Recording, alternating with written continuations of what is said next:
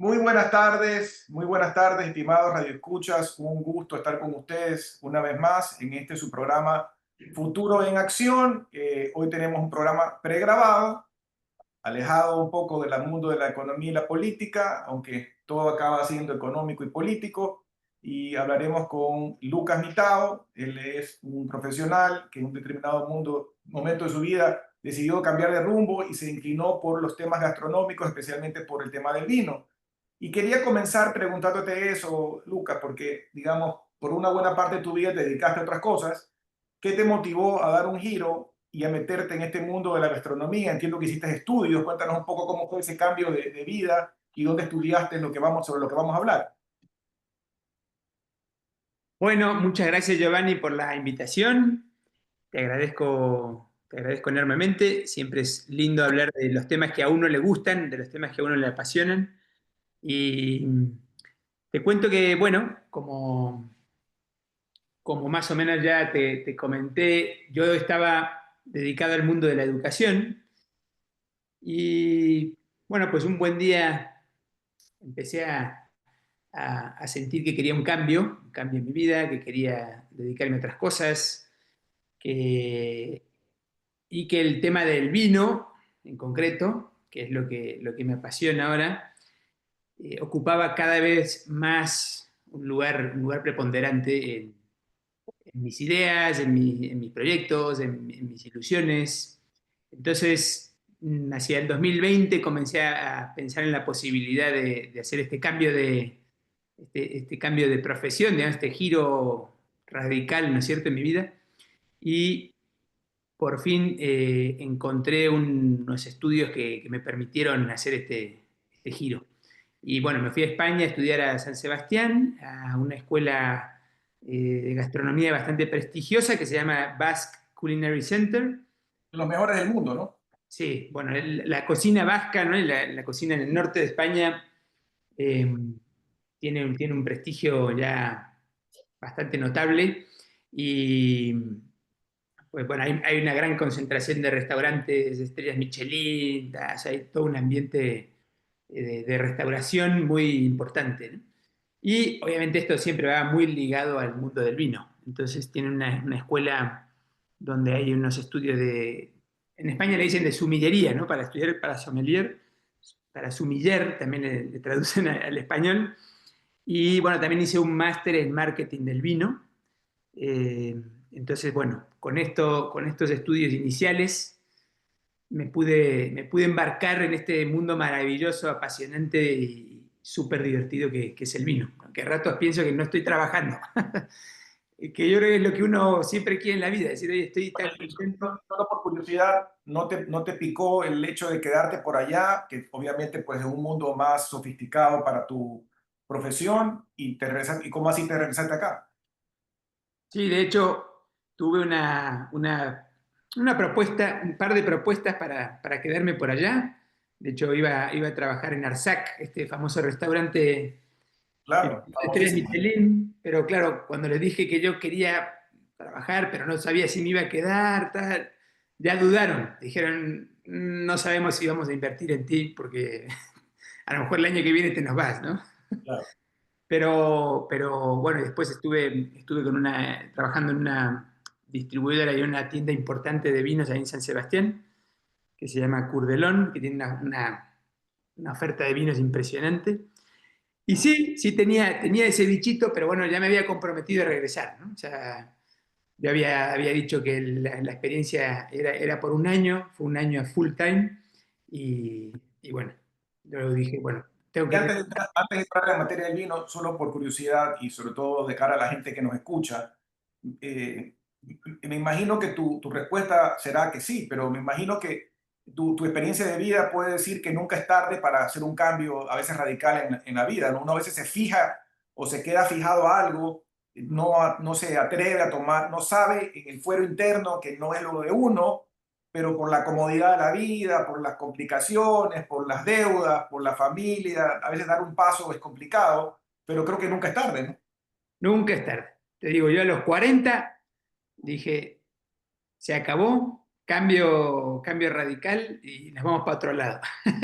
Así que no hay que tener miedo, lógicamente hay que salir de la comodidad, porque pues uno está instalado a lo mejor ya con unos ingresos, con unas facilidades, con una trayectoria, un prestigio, y de repente entrar en este mundo casi desde cero, pues sí, sí ha sido duro, pero también es apasionante, es lindo, o sea, hacerse un espacio, ir ganando experiencia, así que estoy contento con el Ahora, cambio. entrando en materia, cuando tú llegas al Ecuador de regreso, ¿con qué te encuentras? Porque evidentemente comparando la cultura del vino de un país potente, digamos, una de las potencias del vino como es España, llegas a Ecuador, concretamente a Quito, y si bien es cierto, pues aquí ya existía la cofradía del vino y hay algunos ejercicios y algunos entendidos, pues no vas a comparar. ¿Cómo fue tu recepción hacia la cultura del vino en Ecuador?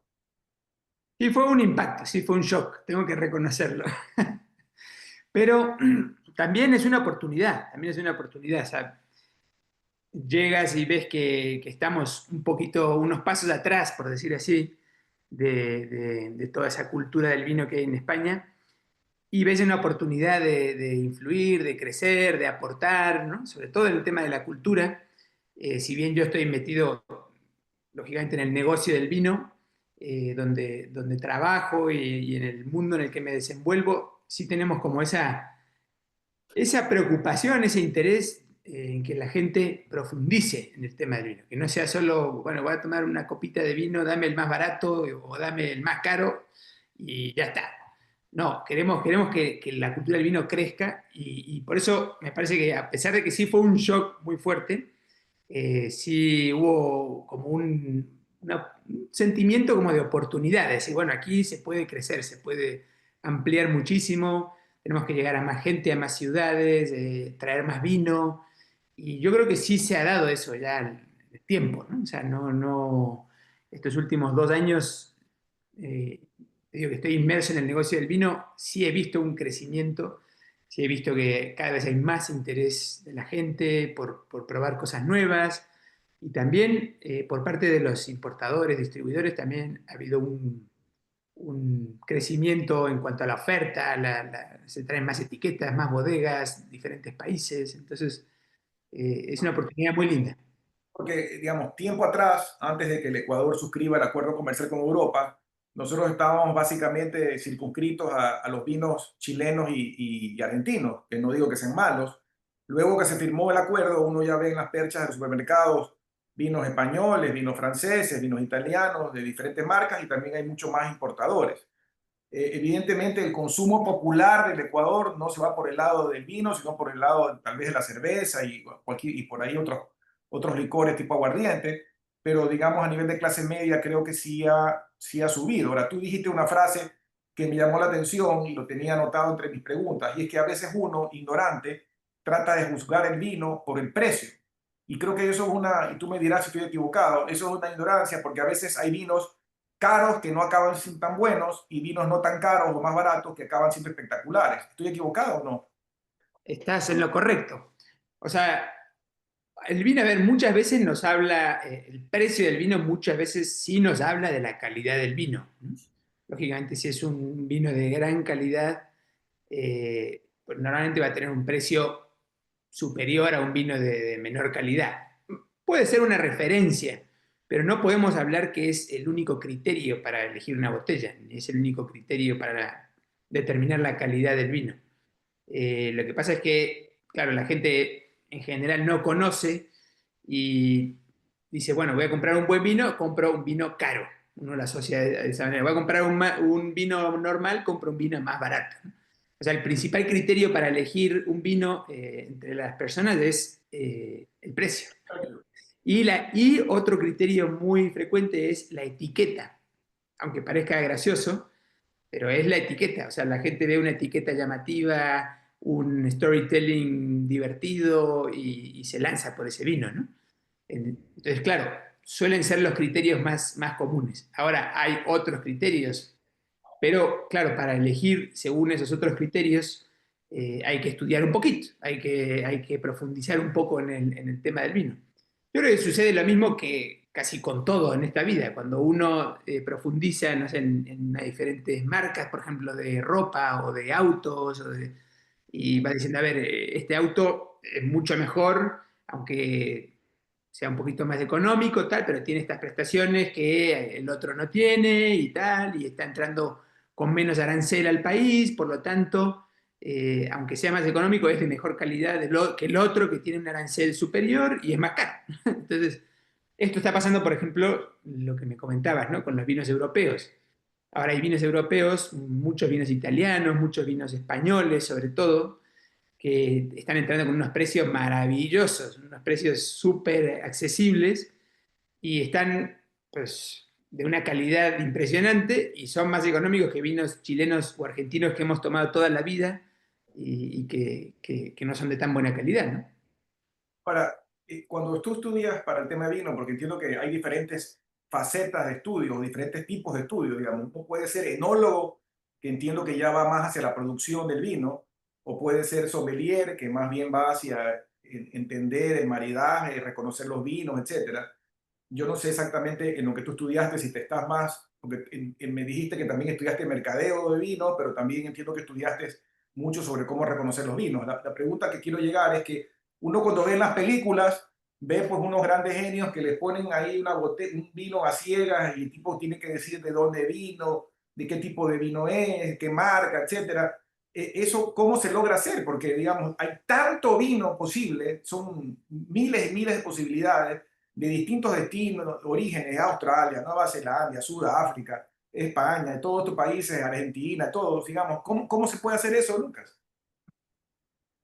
A ver, yo si te puedo dar la respuesta corta, que es práctica, experiencia, o sea, hay que probar mucho, por supuesto, hay que estudiar mucho, porque realmente, por todo esto que dijiste, ¿no? O sea, cada país tiene una realidad, ¿no es cierto? Unos suelos, unas condiciones climáticas, geográficas muy diferentes. Luego el tema de las uvas, ¿no? O sea, hay más de 4.000 uvas posibles para hacer vino. Wow. Entonces, uno dice, claro, hay que profundizar un montón en este mundo, hay que estudiar mucho y probar mucho. Entonces, estos dos factores combinados hacen que tengas ya una posibilidad grande de poder descubrir qué vino estás tomando, qué uva estás tomando. Pero luego eso tiene que ir muy unido al entrenamiento de los organolépticos, digamos, ¿no? O sea, el entrenamiento de la nariz y del gusto, ¿no? O sea, la nariz y la boca, sobre todo, o sea, el gusto y el olfato son fundamentales. Y a lo mejor puede pasar que tú estés 20 años probando diferentes vinos y tal, pero no tienes esa capacidad, esa memoria olfativa y gustativa para poder diferenciar y nunca lo logres. Y tampoco pasa nada, ¿no? Tampoco pasa nada. No Claro. es que, no es Ahora, que la tarea del mundo del vino sea determinar a ciegas de dónde viene este vino y qué uva es y tal. Lo importante del vino es disfrutarlo. claro. Es Ahora, disfrutarlo. el tema, sobre todo cuando tú ya trabajas y tú estás trabajando en el mundo de la restauración en un importante restaurante de Quito, digamos, uno de los roles digamos, tuyos o de la gente que está en la profesión es saber recomendar a la gente. Ahora, también hay gustos y gustos, ¿no? No quiere decir que porque a mí me guste más un vino tipo X, yo sea más bruto que el que le gusta el vino Y. Es un tema de gusto. O sea, a ti te puede gustar el whisky tipo tal y a ti te puede gustar el whisky con turba y no es que tú estés en lo correcto y yo no, simplemente es un tema de gustos. Entonces, allí, ¿cómo ustedes interpretan un poco los gustos de la gente para poder hacer una recomendación adecuada? Claro, estás en lo correcto. O sea, no es que hay un vino. A ver, hay vinos de mayor o menor calidad, eso es un hecho. Pero en cuanto a gustos, o sea, hay una variedad impresionante y nadie se puede decir que esté en lo correcto o en lo incorrecto, o es que yo acerté y tú no.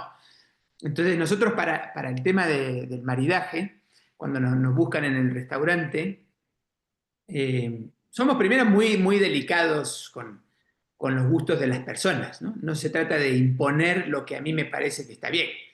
Se trata de conversar. Lo lindo de nuestro restaurante es que la gente viene, no tenemos una carta de vinos, lo que tenemos es una cava con más de 1.500 etiquetas, Wow. y entonces lo que hacemos es llevarlos a la cava y entablar una conversación con ellos. Ok. Conversamos un poco, primero le explicamos, si es la primera vez que viene, le explicamos, esto es lo que tenemos de estos países, tenemos estas variedades, tenemos estas posibilidades, ¿qué te gusta a ti? ¿Qué tomas normalmente? ¿No es cierto? Perfecto, ya cuando vamos entablando esa conversación, luego, ¿qué vas a comer? ¿No es cierto? Y ya con estas preguntas claves podemos ir ayudando a determinar el vino que va a elegir, el vino que va a tomar. También se trata de preguntar, oye, ¿quieres tomarlo de siempre o quieres probar cosas nuevas? ¿No? O sea, hay gente que no tiene apertura a los Correcto. nuevos vinos, a las nuevas opciones. Hay gente que sí, dice, cada vez que viene dice, oye, a ver, ¿qué más? ¿Qué más me recomiendas? ¿Qué tienes de nuevo? ¿Qué más se puede probar? Voy a comer en el mar, Y voy a comer... también, y también me imagino respetar el rango de precios, ¿no? Porque, no, digamos, a mí me ha pasado alguna vez, y ya no me ha vuelto a pasar la segunda, que no pregunté bien y me trajeron una botella de un precio que no era el que yo hubiera querido, pero ya la segunda vez ya no cometí el mismo error. Y eso es una delicadeza del que te lo propone, porque debería decirte, oye, por si acaso esto vale, está en este rango de precio, ¿no? Por supuesto. Lo bueno es que nosotros tenemos marcado en el frente de la botella El precio. el precio. Y siempre se dice, mira, este es el precio, ¿estás de acuerdo? ¿Te parece bien? Eso es una delicadeza fundamental en el mundo del vino. O sea, y le explicamos, mira, este es el precio, tal. Y si hay que llevárselo a la mesa, porque no quiere ir a la cava, a lo mejor hay gente que dice, oye, no quiero ir a la cava, tráeme unas opciones. Entonces le llevas unas tres opciones y también le preguntas en qué rango de precios te quieres mover, ¿no? O sea, eso es fundamental porque si no te daña la experiencia. O sea, Oye, en el tema de precio, viene una pregunta por curiosidad, porque entiendo que normalmente, ¿cuál es la costumbre normal, por lo menos en Ecuador, con respecto al margen que se estila poner en restaurantes con respecto al precio de tienda? Porque obviamente gran parte del negocio de los restaurantes y clubes es el licor. Entonces entiendo que haya un margen importante, pero ¿cuál es lo razonable, digamos? ¿Cuál es el margen? Si una botella vale, digamos, en la tienda, me invento, $20, ¿cuál sería el precio correcto de venderlo en un restaurante? Para no abusar tampoco. sí. Bueno, esto es, aquí, no, espero que no me maten los que están en el negocio, pero sí es un tema importante, porque quienes queremos impulsar, ¿no es cierto?, desarrollar la cultura del vino, promover esa cultura del vino, intentamos que los precios no se desorbiten, porque eso desanima. Si uno está acostumbrado a ver en el supermercado el vino a $20 y llega al restaurante y lo ve a 50, eso te desanima para tomar vino en el restaurante y te daña el negocio.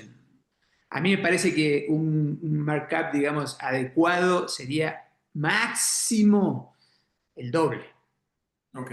Máximo, o sea, si un vino cuesta 40, que si un vino cuesta 20, estuviera a 40 en el restaurante, me parecería razonable. ¿Por qué? Porque estás pagando un lugar, estás pagando un servicio, estás pagando unas copas de buena calidad, estás pagando Correcto. el ambiente.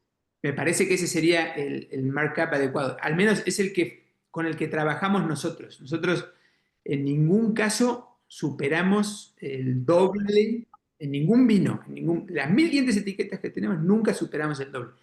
Pero Oye, lamentablemente hay muchos restaurantes que, como tú bien dices, viendo que el aspecto del licor y de los vinos es una parte importante de la ganancia, se disparan. Y entonces con eso, al final, me parece ahuyenta, ahuyenta. Porque sobre ahuyenta. todo si si el que está pidiendo sabe y ya lo ha comprado en percha de un supermercado, por ejemplo, y el supermercado obviamente también gana, o lo ha comprado un mayorista, y ves que le estás triplicando, yo no regreso más, pues porque me estás viendo la cara de Gil. Yo considero lo que tú dices como razonable. Ahora, te quería hacer una pregunta por curiosidad también, porque tú dijiste que en el restaurante que tú tienes vinculación y que es un importante restaurante de Quito, y concretamente La Gloria, tienen pues esta cava con muchos con un inventario importante de botellas. Allí, eso es un costo hundido, digamos. Un restaurante de esa categoría de por sí está también invirtiendo en un inventario que, claro, tiene rotación, pero no todas las botellas tienen tanta rotación. Es decir, que hay un dinero metido ahí permanentemente. Exactamente. Ese es parte, claro, parte importante de la inversión. O sea, es Luca, ¿me diferente. escuchas? Sí, te escucho, te escucho. Adelante. Sí, es una parte importante de la inversión, por supuesto.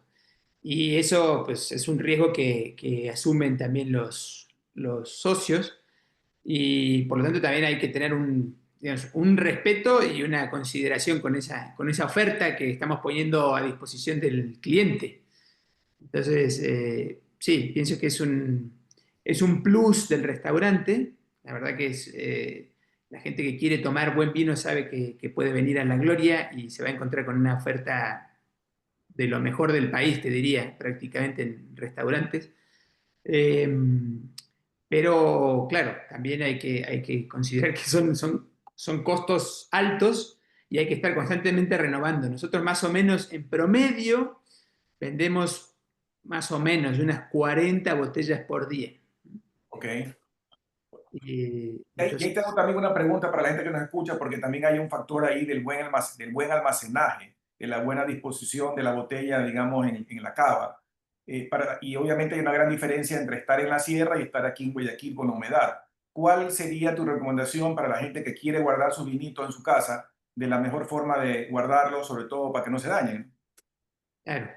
Bueno, ahí hay de todas las opiniones, de todas las opiniones. Nosotros, en concreto en la cava que tenemos en el restaurante, como es una cava para vender, ¿no? Es una tienda en realidad también, las botellas están paradas.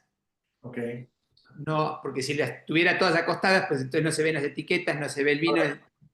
Entonces hay gente que se sorprende porque entra y dice, oye, pero ¿por qué están paradas las botellas? Me digo, porque aquí rotan un montón, no es que las estoy guardando para consumirlas dentro de 20 años. Claro. O sea, mañana sale y traspasado mañana tengo que reponerla, ¿no?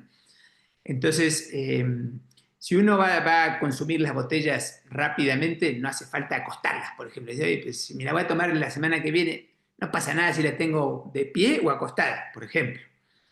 Luego, si la voy a guardar mucho tiempo y espero tomar este vino dentro de 20 años, acuéstala, déjala ahí muy bonita, en un lugar muy, muy fresco, muy, muy seco, y eso ayuda, por supuesto, a la guarda.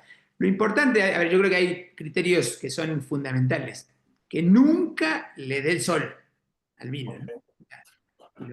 Porque hay un defecto que puede darle al vino, que es el defecto de luz, se llama, ¿no? O sea, la luz solar o incluso la luz de los focos, la luz muy fuerte de los focos, daña al vino también. Entonces, Lo daña en qué sentido? ¿Lo vinagra o pierde color o qué?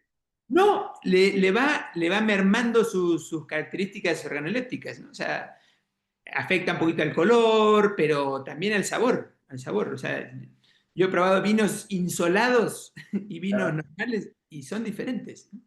Son Oye, diferentes.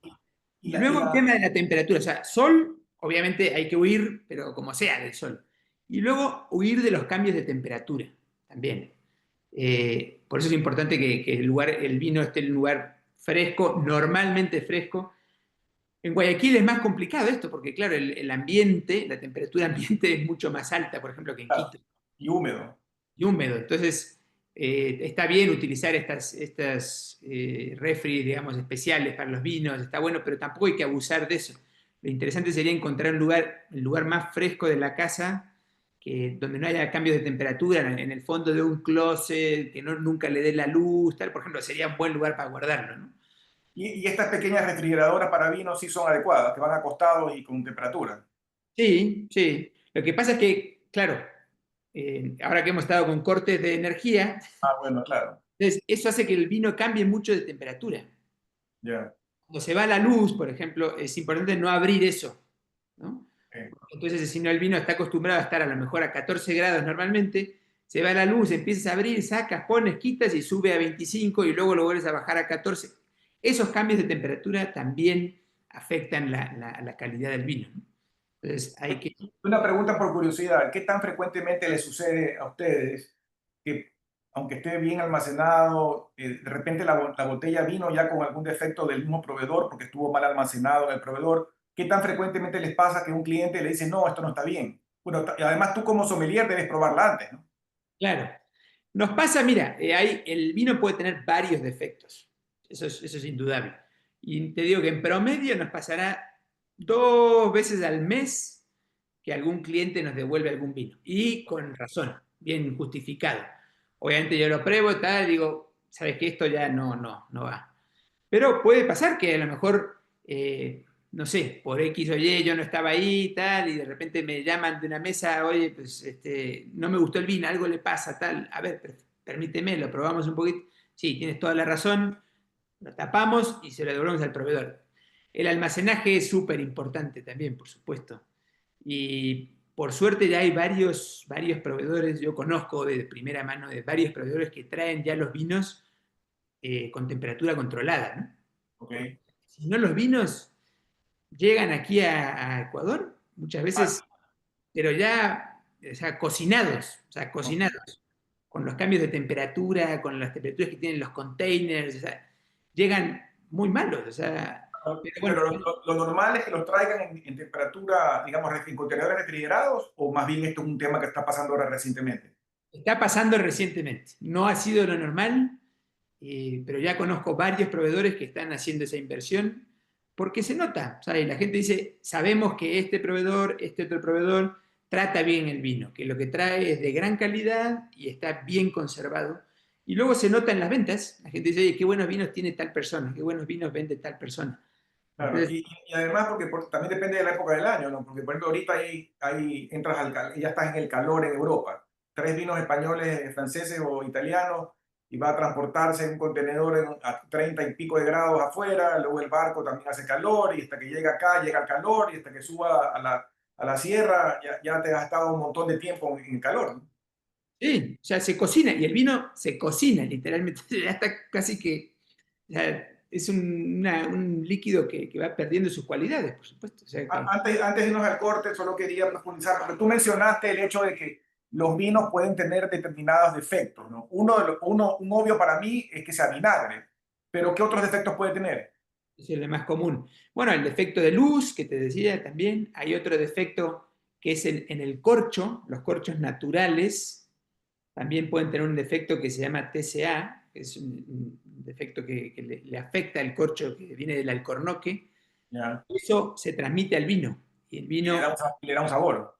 le da un sabor como a trapo húmedo, Ah, como ya. pierde también sus cualidades, sus aromas. Puede ser que en boca no esté tan afectado, pero en nariz es como un trapo húmedo, así medio sucio, y se vuelve horrible también. Hay otro defecto que se llama el Brett, ¿no? Que es cuando una levadura se dispara en el vino y entonces hace que tenga unos olores como a sudor de caballo. Hay varios defectos, pero normalmente, o sea, los más comunes son, bueno, esto que está vinagrado o que tiene el corcho, ¿no? Una botella de cada 100 más o menos que viene con corcho natural suele tener eh, este defecto del TCA, ¿no? El corcho. Vamos a un corte breve y regresamos. Justo al regreso quiero preguntarte sobre el corcho, porque también hay algunos temas ahí de ignorancia que no acabo de entender, que te los pregunto al regreso. Vamos a un corte breve y regresamos en unos minutos. Bueno, Gracias por regresar con nosotros a este su programa Futuro en Acción.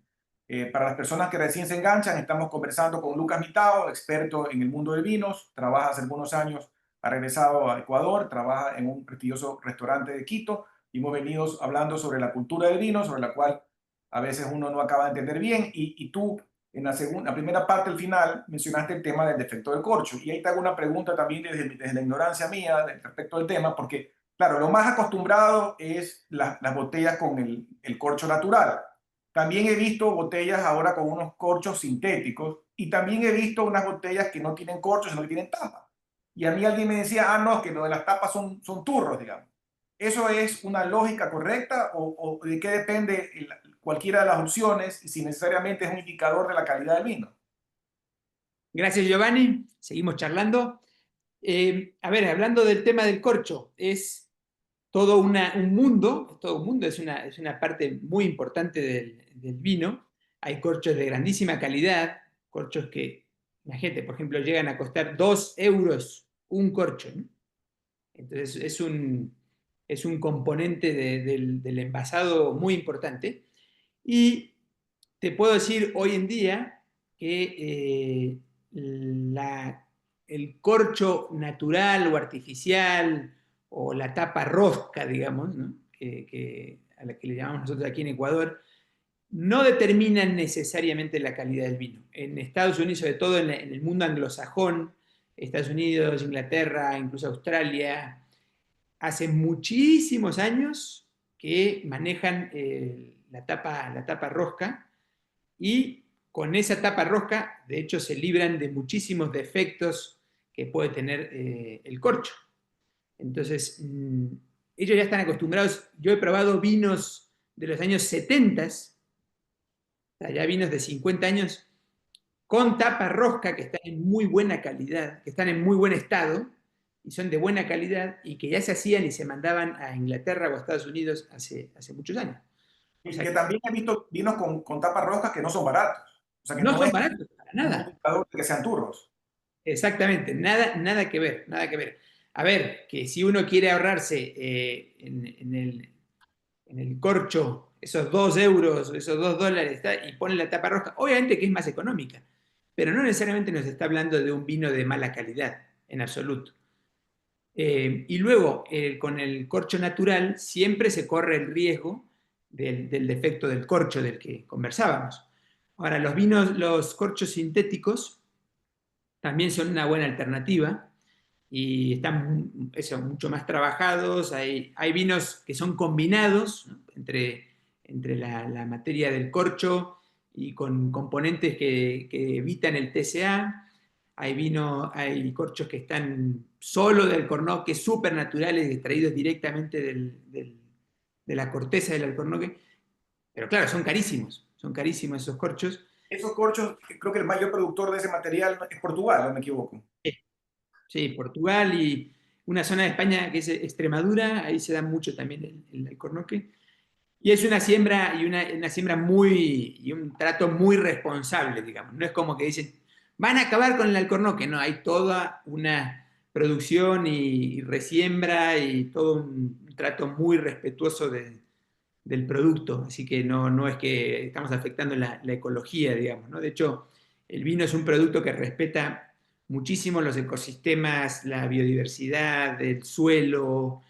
En ese sentido, somos digamos, un mundo, una cultura, bueno, que trabaja directamente con la naturaleza y que respetamos muchísimo la naturaleza. Cada vez hay más conciencia y respeto del mundo en el que trabajamos y vivimos, y eso es también súper chévere. O sea, Lucas, hablemos un poco del maridaje. Digamos, lo más grotesco del conocimiento es que uno dice los vinos tintos para las carnes rojas, los vinos blancos para los pescados y mariscos y los vinos rosados tal vez para el pollo o ahí algunos pescados tal vez con un poquito más de sabor. ¿Cómo? Eso te lo pongo así en grueso, pero explícanos tú cómo realmente se debe de aplicar, cuál es la lógica real del maridaje. bueno, en gustos y colores no opinan los doctores también, ¿no? O sea, si a ti te gusta comerte un pescado con un vino tinto, Dale. bienvenido seas, ¿no? O sea, que no nos dejemos tampoco comer el cuento, ¿no? Comer la cabeza con lo que dicen los expertos en maridaje, ¿no? O sea, sí es verdad que hay algunas recomendaciones, algunas normas, podríamos decir así, del maridaje, pero no, tampoco hay obligación de seguirlo, ¿no? Es lo que decía, como lo que decíamos hace un momento, o sea, oye, tampoco hace falta que te compre el vino recontra caro porque ese es el bueno y el barato porque ese es el malo. No, nada que ver. O sea, hay que dejar un poco al costado de todos esos clichés y todas esas ideas no preconcebidas. Entonces, en general suele pasar un poco como tú dices. ¿Por qué? Porque el vino tinto es más potente, porque el vino blanco es más delicado, porque no tiene taninos, y entonces va mejor con la carne uno y con el pescado el otro. Pero también hemos ampliado, digamos, nuestra visión del mundo del maridaje y ahora es común que alguien se coma una buena pesca, por ejemplo, con una Pinot Noir californiana o argentina o chilena o de la Borgoña, ¿no? Y va muy bien, porque depende qué pesca te estás comiendo, cómo la estás preparando. Claro, no es lo mismo comer un pez espada que comer una tilapia, digamos, que tiene poco Exactamente, sabor. exactamente, exactamente. Por ahí va la cosa. Y luego, yo pienso que hay dos criterios fundamentales, ¿no? En el mundo del maridaje. O sea, bueno, podemos hablar muchísimo de esto, pero me parece que hay dos ideas bastante importantes. bastante claves, digamos, como para entenderlos. Uno es que podemos hablar de un maridaje por armonía. Entonces, no sé, si vamos a comer una carne muy jugosa, roja, tal, así, bien puesta, bueno, pues yo voy a tener un vino potente, ¿no es cierto? Un vino potente que acompañe, que le compita, por decirlo así, a la carne, y entonces van juntos y se potencian, ¿no? Es un maridaje por armonía, que llamamos, pero también puede haber un maridaje por contraste, lo cual también lo hace mucho más divertido. Entonces, por ejemplo, podemos hablar de unos quesos, ¿no? Un queso azul, un gorgonzola, estos quesos potentes, quesos bien maduros, con un vino dulce. Sí, eso te iba a decir justamente porque la otra vez yo estoy suscrito a un club de vino que se llama Vino Mundo, que lo Ujú. es socio un amigo mío, y Claro, justo un no, mes un vino húngaro, dulzón, que yo no lo había probado. Claro, si tú lo contrastas con el gusto particular del vino blanco, lo repudias porque lo sientes como un vino de postre, pero ahí lo que decía en la hojita de cata es que se recomendaba para patés y vinos, y perdón, y quesos fuertes. Y ahí viene lo que tú dices por contraste. No lo he llegado a probar en esa forma, pero suena lógico que sería bueno hacerlo así, ¿no? te lo recomiendo, porque son maridajes que te explotan la cabeza, ¿no? Entonces uno dice, wow, o sea, esto nunca lo pensé, nunca lo imaginé, pero realmente se potencian los dos sabores, ¿no? Y se ayudan y se acompañan, pero es por contraste. O sea, uno dice, no, no, o sea, el vino dulce era para comerse una torta de chocolate, ¿no? O sea, Claro. no, no, ahora tómate el vino dulce con un queso fuerte, un paté o ¿no? Como tú bien dices. Entonces, son cuestiones que también vamos descubriendo y vamos animando a la gente cuando vienen también al restaurante, les animamos, ¿no? De mira, ¿sabes qué? Rómpete ese esquema que tienes de que el vino blanco para el pescado y el tinto para la carne y tómate este blanco potente, este blanco de guarda con este pedazo de carne. Vas a ver qué bien te va. Vas a ver qué notas descubres. O tómate este vino tinto, que está muy bueno, con esta pesca también. O sea, rompe un poco, o sea, hace un poco cortocircuito para que la gente se anime a probar cosas nuevas. Así Oye, que no sé si es impresión mía, pero siento que a veces el vino rosado es como el patito feo que la gente no le para mucha bola. Debe ser el que menos se vende localmente o me equivoco. sí, mundialmente es el que menos se vende. Pero Mundialmente. hay unos que me gustan a mí mucho. Sí. O sea, el vino rosado, de hecho, es muy versátil. Es muy versátil. O sea, te puedes comer una carne, un pescado. O sea, es un vino que está in between, digamos, ¿no? Entonces, es un vino súper agradable, súper fresco. A mí me parece que es una gran opción para el maridaje también. Pero mira, a nivel mundial, hablando así de números, hoy en día estamos en un 51% de vino Tinto. blanco. Hablando, Consumo de vino blanco a nivel mundial, 51%. yo pensaba que era el tinto que Ahí ganaba. está incluido ahí también los espumantes, ¿no? Que son Ah, vinos ok, blancos en claro. general. Entonces, 51% de vino blanco, 8% de rosados y 43% de vino tinto. Esos son más o menos los porcentajes a nivel mundial de consumo de vino, así a grandes rasgos. Ahora, yo sé que esta pregunta no la podemos resolver en los pocos minutos que nos quedan, pero más o menos hablando del terreno, de los atributos que le da el vino, los distintos terrenos que hay en diferentes lugares del mundo y que tú como experto los debes notar, yo seguramente no, pero digamos, ¿cuáles son las diferencias clásicas entre los vinos argentinos, chilenos? Porque inclusive es una ignorancia mi pregunta, porque dentro de cada país también hay diferencias, ¿no? No es lo mismo La Rioja que la Ribera del Duero. Yo he probado vinos navarros muy buenos, he probado vinos en otras zonas de España que no son ni Rioja ni Ribera del Duero, pero digamos, o sea, primera pregunta es si es verdad que el terreno le da diferentes sabores. Y segundo, digamos, ¿cuáles son, digamos, qué encuentras típicamente en cada uno de estos vinos? Sí. A ver, sin duda, en el mundo del vino hablamos del terroir, ¿no? Que el terroir es no solo el suelo, que tú dices las características del suelo, sino también la climatología del lugar y también la intervención humana, porque no todo el mundo trata el viñedo de la misma manera. Hay gente que lo respeta muchísimo y hace una viticultura manual súper delicada, y hay gente que pasa con la vendimiadora y arrasa con todo y destruye la tierra, ¿no? Entonces, correcto. el terroir que decimos es súper importante y depende, mira, por ejemplo, en Francia hay, solo en una región de Francia que se llama Beaujolais, hay más o menos 300 suelos diferentes, solo en esa pequeña región de Francia. Wow. Entonces, ya estamos hablando de que solo ahí va a haber unas características muy diferentes en cada vino, ¿no?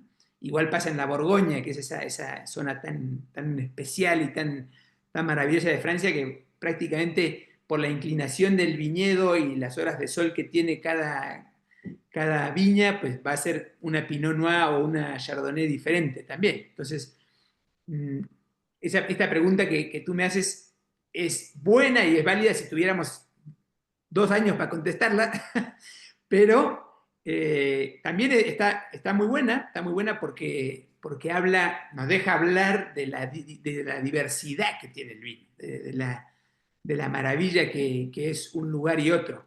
Pero bueno, así en términos muy, muy, muy generales, podemos decir que los vinos, por ejemplo, americanos, los vinos, ¿no?, de Estados Unidos, de Argentina, de Chile, suelen ser vinos en general más potentes, más gastronómicos, ¿no? Vinos que están muy pensados para acompañar la comida. Podemos pensar que en Europa, que hay mucho más diversidad, también porque llevan más tiempo haciendo vino, hay vinos más delicados, hay vinos para sentarse simplemente a acompañar con alguna pequeña picada, alguna cosita. El vino casi siempre pide comida, ¿no? Entonces, eso es importante también, ¿no? O sea, no solo decir, bueno, voy a sentarme a embriagar. No, no, no. El vino es muy lindo.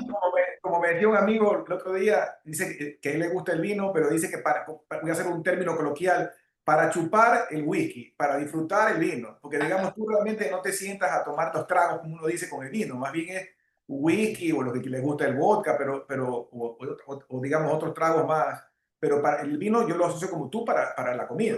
Exactamente, exactamente. Pero bueno, en general los vinos europeos son más fáciles de tomar, por decir así, son más amables. Si no hay tanta comida, tanta cosa, bueno, sí, te puedes tomar un buen vino europeo prácticamente solo, digamos, o con alguna pequeña picada. Entonces, en general, son vinos más sofisticados, son vinos que tienen menos potencia, suelen tener incluso menos grado alcohólico en general que los vinos americanos, ¿no?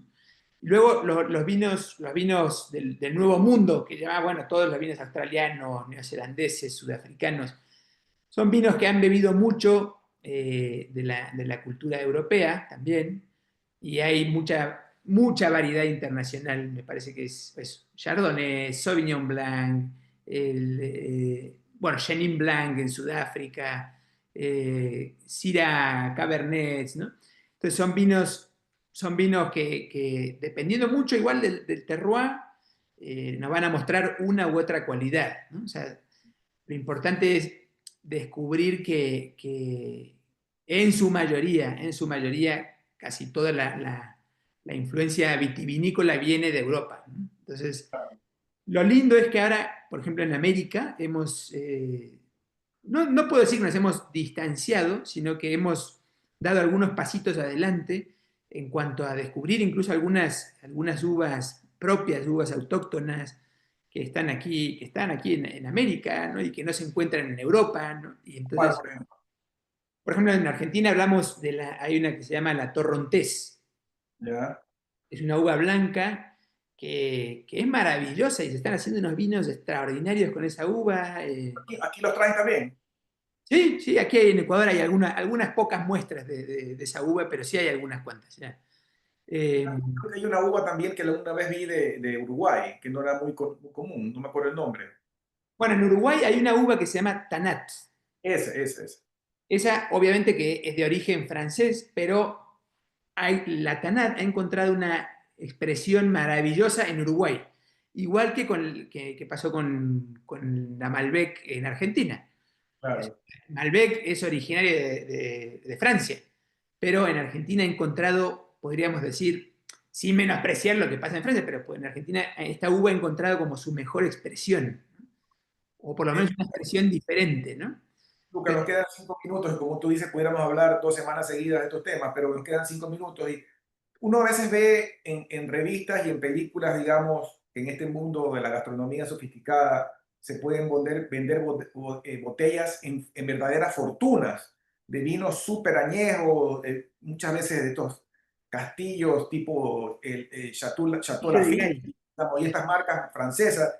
Pero digamos, más allá del esnobismo de decirme consumir una botella de no sé cuántos decenas de miles de dólares, cuál es el atributo maravilloso que alguien pueda, si tuviera la plata, que no la tengo ni la voy a tener, qué es lo que hay escondido en eso como para que alguien justifique pagar? ¿O es más que nada un tema, digamos, de esnobismo? hay mucho esnovismo, sin duda, y hay mucha demanda y hay poca oferta.